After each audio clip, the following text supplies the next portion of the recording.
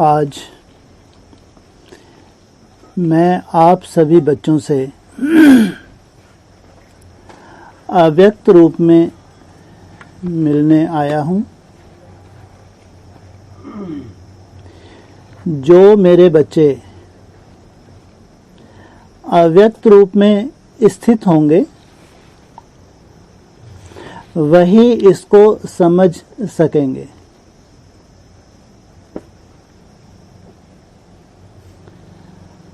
आप सभी बच्चे अव्यक्त रूप में स्थित हो किसको देख रहे हो? व्यक्त रूप में या अव्यक्त रूप में? आप व्यक्त हो या अव्यक्त?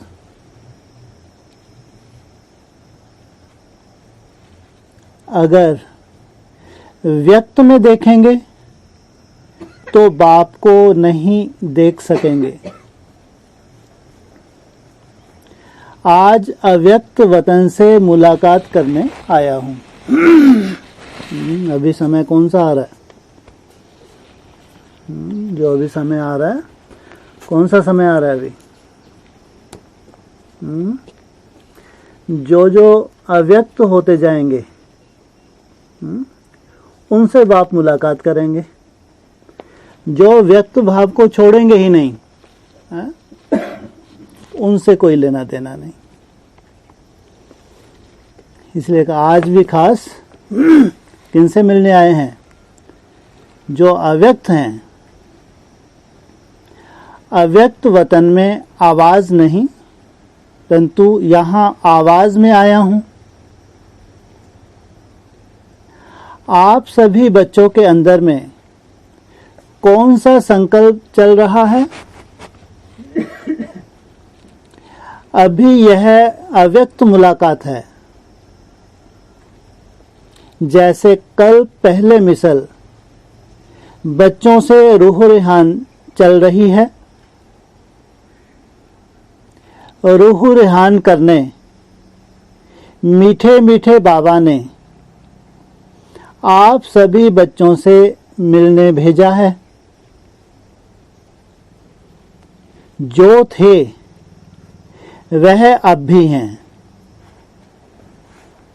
2-3 दिन पहले मीठे मीठे बाबा से रूह रेहान चल रही थी। रूह रेहान क्या है मालूम है? बाबा ने बोला, वतन का अनुभव करने के लिए तैयार हो? क्या जवाब दिया होगा?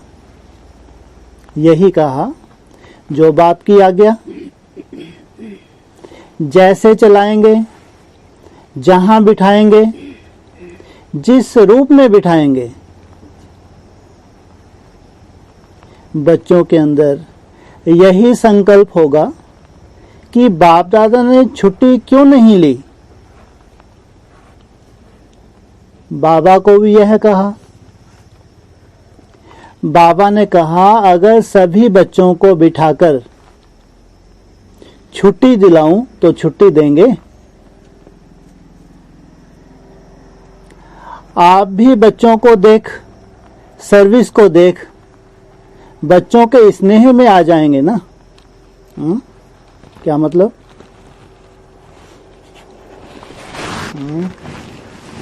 क्या मतलब हुआ?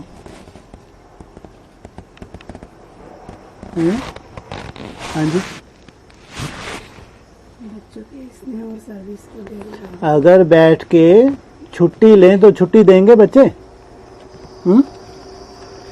अगर बाप का पार्ट अभी गुप्त हो रहा है, पहले से इशारा क्यों नहीं दिया? पूरे एडवांस पार्टी बोले। अगर आपको गुप्त ही होना था 18 में तो थोड़ा सा इशारा तो दिया होता। आप क्या कहते थे बार बार मुरलियों में? बार बार क्या कहते थे मुरलियों में? बच्चों के लिए तो गुप्त है। हाँ, बाप बच्चों से दूर नहीं हो सकता, बच्चे बाप से दूर नहीं। तो हमको तो ये उम्मीद थी कि आप हमसे कभी दूर होंगे ही नहीं। तो कम से कम अगर आपको दूर होना, थोड़ा सा इशारा तो दिया होता। तो बाबा क्या कह रहे हैं, क्या तुम छुट्टी देते?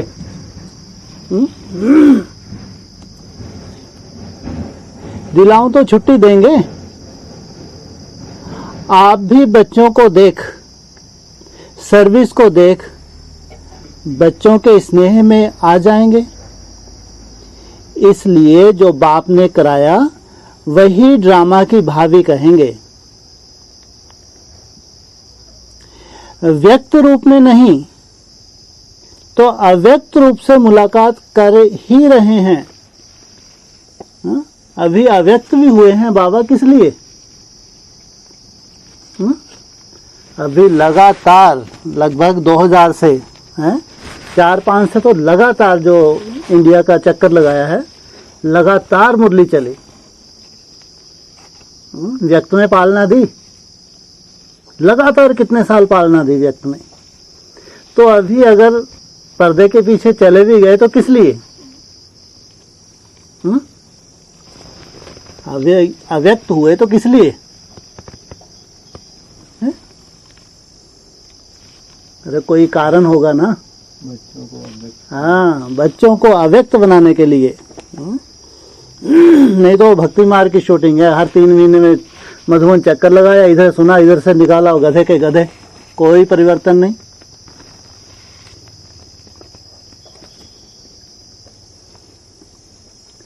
तो अव्यक्त रूप से मुलाकात कर ही रहे हैं।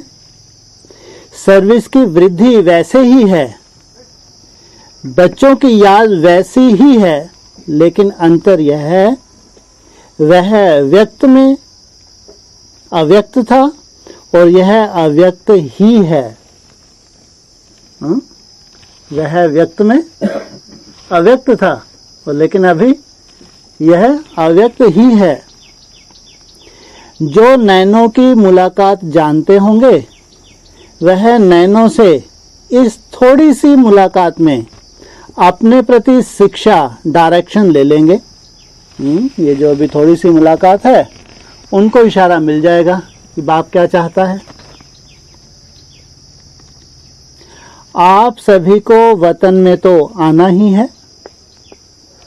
बच्चों से मुलाकात करने के लिए हर वक्त, हर समय तैयार ही रहते हैं।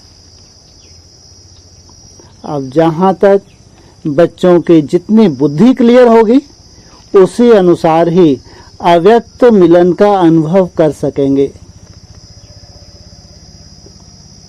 शक्ति स्वरूप में स्थित हैं दीदी से, जैसे साथ थे वैसे ही हैं, अलग नहीं। अभी शक्ति स्वरूप का पाठ प्रत्यक्ष में दिखाना है। जो बाप की शिक्षा मिली है वह प्रैक्टिकल में करके दिखाना है। शक्ति सेना बहुत है, अभी पूरा शक्ति स्वरूप बन जाना।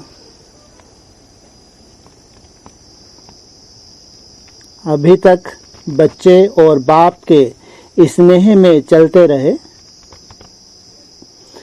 अब फिर बाप से जो शक्ति मिली है, उस शक्ति से औरों को ऐसा शक्तिवान बनाना है। वही बाप के स्नेही बाप के साथ अंत तक रहेंगे। अभी मीठे मीठे बाबा दृश्य दिखला रहे हैं आप सभी बच्चों का। आप अस्थियां उठा रहे थे। अस्थियों को नहीं देखना, स्थिति को देखना। आप क्या कर रहे थे? मन बुद्धि से स्थूल देह को क्या कर रहे थे?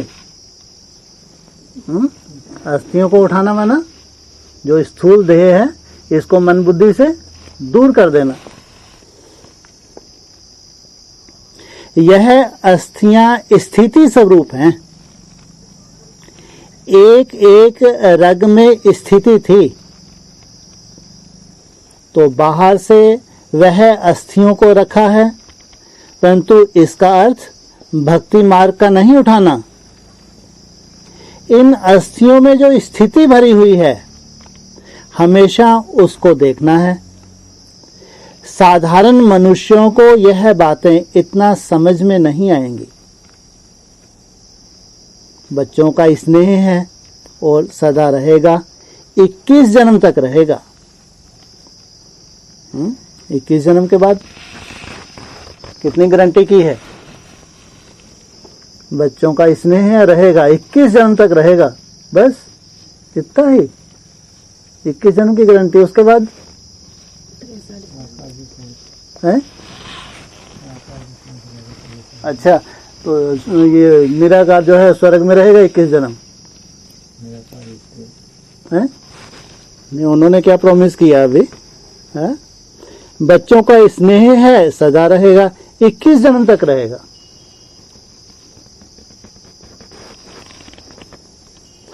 आप सभी सतयुगी दुनिया में साथ नहीं चलेंगे, राज्य साथ नहीं पाएंगे, साथ ही हैं, साथ ही रहेंगे जन्म जन्मांतर तक। क्या कहते हैं, बाप का वर्षा मिले ना मिले, हाँ, दादा का वर्षा 21 जन्म का मिलना ही है। अभी भी ऐसा नहीं समझना बाप है दादा नहीं, या दादा है तो बाप नहीं। हम दोनों एक दो से एक पल भी अलग नहीं हो सकते। ऐसा ही आप अपने को त्रिमूर्ति समझो। इसलिए कहते हैं त्रिमूर्ति का बैज हमेशा साथ रखो। जब ब्रह्मा, विष्णु और शंकर तीन को देखते हो तो आपकी भी त्रिमूर्ति की याद अर्थात अपना स्वरूप और बाप दादा की याद, त्रिमूर्ति की स्थिति मशहूर है। इसमें ही आप सभी बच्चों का कल्याण है। कल्याणकारी बाप जो कहते हैं, जो कराते हैं, उसमें ही कल्याण है। इसमें एक एक महावाक्य में, एक एक नजर में बहुत कल्याण है। लेकिन स्थूल को परखने वाले कोई कोई अनन्य और महारथी बच्चे हैं। अब आप भी इतना ही शीघ्र कर्मातीत स्थिति में स्थित रहने का पुरुषार्थ करो। कितना शीघ्र? अब आप भी इतना ही शीघ्र, कितना शीघ्र कर्मातीत स्थिति में टिकने का प्रयास, कितना शीघ्र?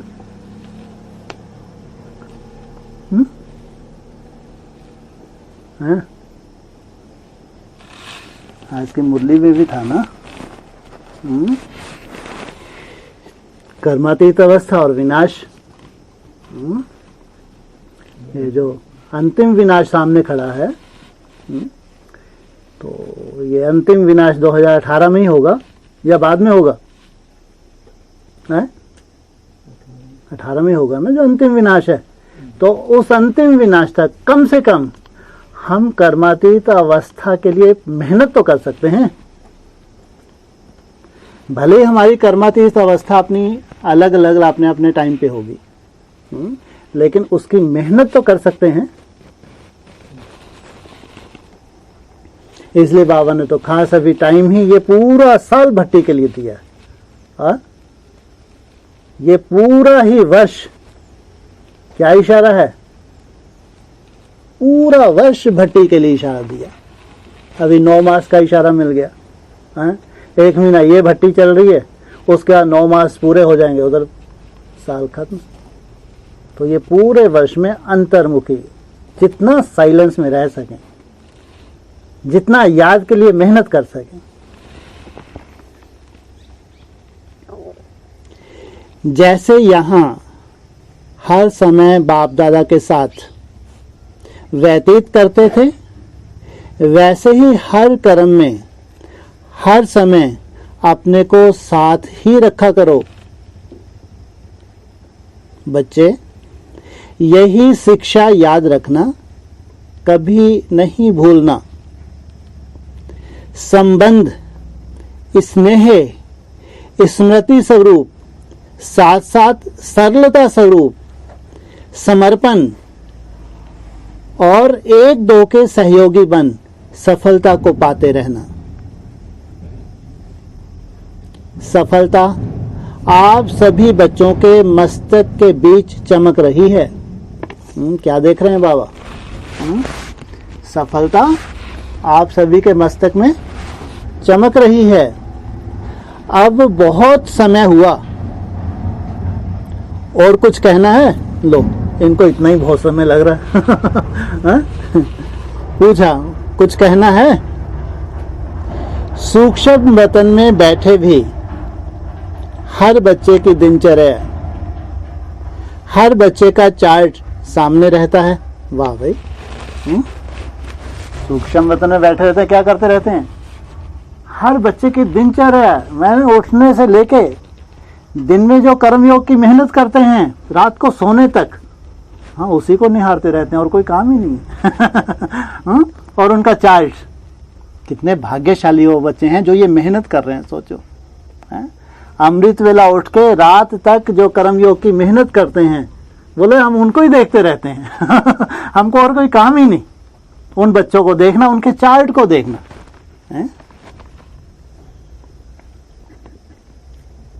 सूक्ष्म वतन में बैठे हर बच्चे की दिनचर्या, हर बच्चे का चार्ट सामने रहता है। व्यक्त रूप से अभी तो और ही स्पष्ट रूप से देखते हैं। पहले व्यक्त रूप में इतना स्पष्ट नहीं था, लेकिन अभी तो और ही स्पष्ट है, इसलिए सभी के रिजल्ट देखते रहते हैं।